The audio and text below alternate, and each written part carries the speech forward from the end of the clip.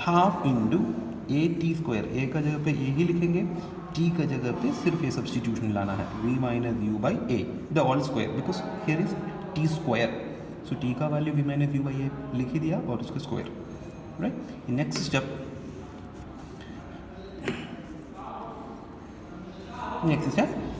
अंदर मल्टीप्लाई करेंगे u into v u v, u into minus you square divided by a, right.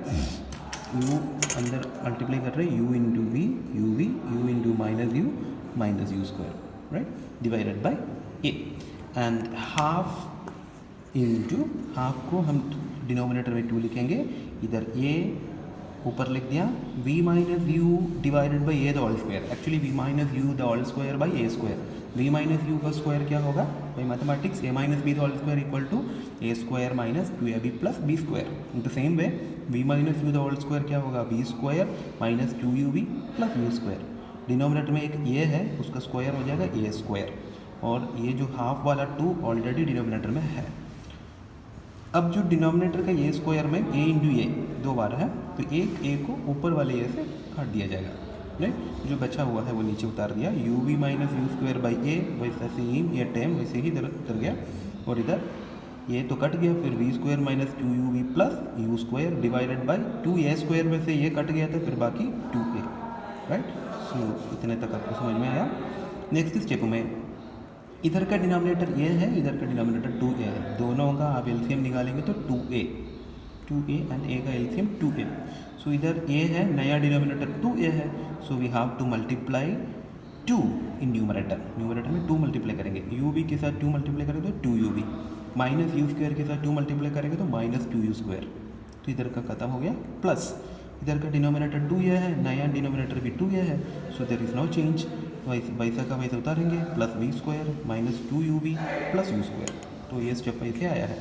लेकिन इसमें 2u v इधर minus 2u v से 2u v खत्म हो जाएगा, घट गया तो खत्म, बाकी क्या बच गया, वी स्क्वायर लिख दिया minus 2u square plus you square, integer सा पड़ा है, माइनस 2u स्क्वायर से यू स्क्वायर जोड़ेंगे तो क्या होगा, डिफरेंट साइंस हैं तो घटाएंगे, 2u स्क्वायर से एक यू स्क्वायर घटाएगा तो माइनस यू स्क्वायर, सो इधर बचा हुआ क्या क्या है, V square minus you square, denominator में 2a, लेफ्ट साइड में क्या है यस, तो S is equal to V square minus you square by 2a, cross multiply करेंगे तो क्या मिलेगा, 2as equal to V square minus you square, right. इसको थोड़ा सा अरेंज करके वी स्क्वायर इक्वल टू करेंगे तो क्या होगा, V square equal to minus you square इस तरफ आएगा तो U square plus 2as, so the third equation of motion is V square equal to U square plus 2as। आप इसको रफ कॉपी में बार बार लिख के तीनों का डेरिवेशन, मतलब आल्जिब्राइकली, ये आल्जिब्राइक डेरिवेशन है और ग्राफिकल डेरिवेशन भी है। अब जो आप already graphical representation of motion पढ़े हैं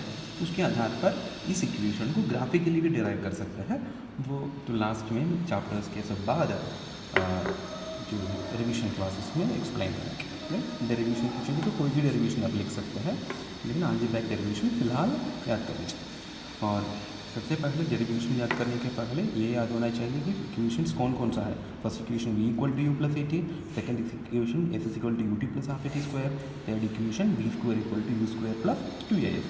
और पहला equation v equal to U plus A T कहाँ से डिराइव किया है, एक्सेलरेशन का formula A is equal to V minus you by T से डिराइव किया। और ये सेकेंड इक्वेशन कैसे मिला है, सेकेंड इक्वेशन एवरेज वेलोसिटी का फॉर्मूला से मिला है। एवरेज वेलोसिटी का फॉर्मूला लिख के उस एवरेज वेलोसिटी का फॉर्मूला को distance equal to speed into time वाला फॉर्मूला में पुट करके बनाया है।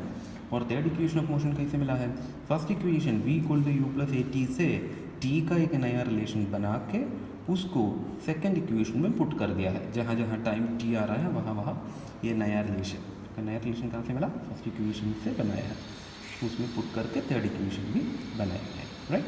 सो this is the equation of motion.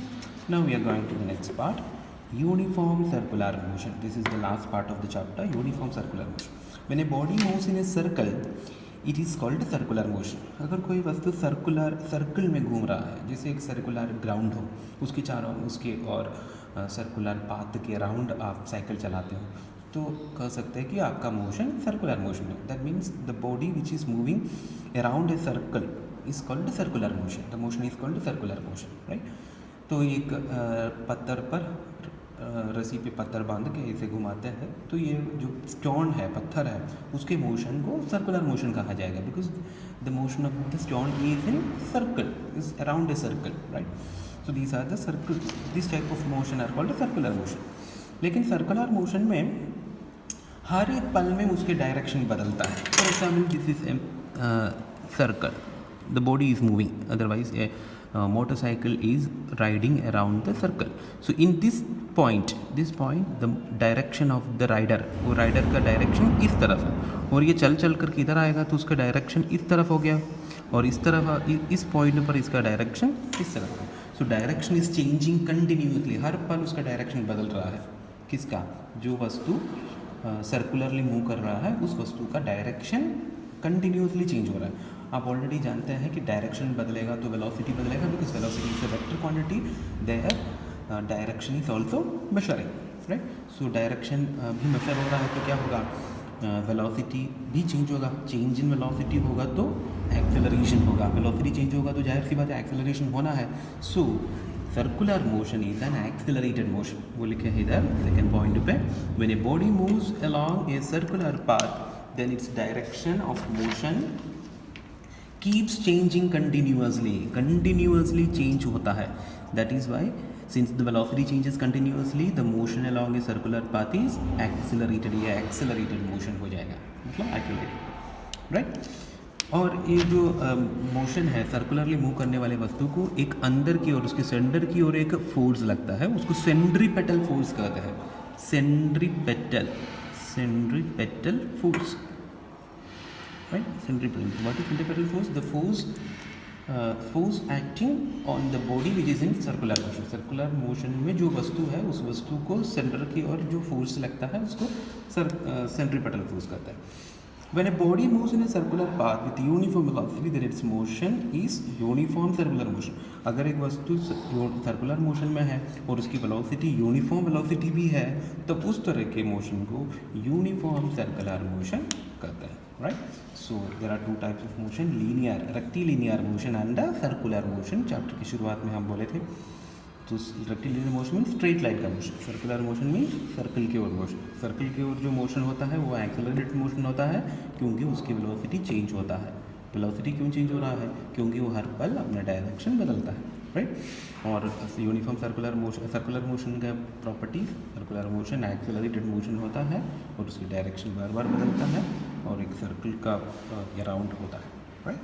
So we have completed the main points of the chapter in details, and you have to make the notes, you have to complete the notes and make some questions. I will give you some questions and you have to practice the question. Some of the numerical problems are there in your textbook. You have to find the answers. Major topics are equation of motion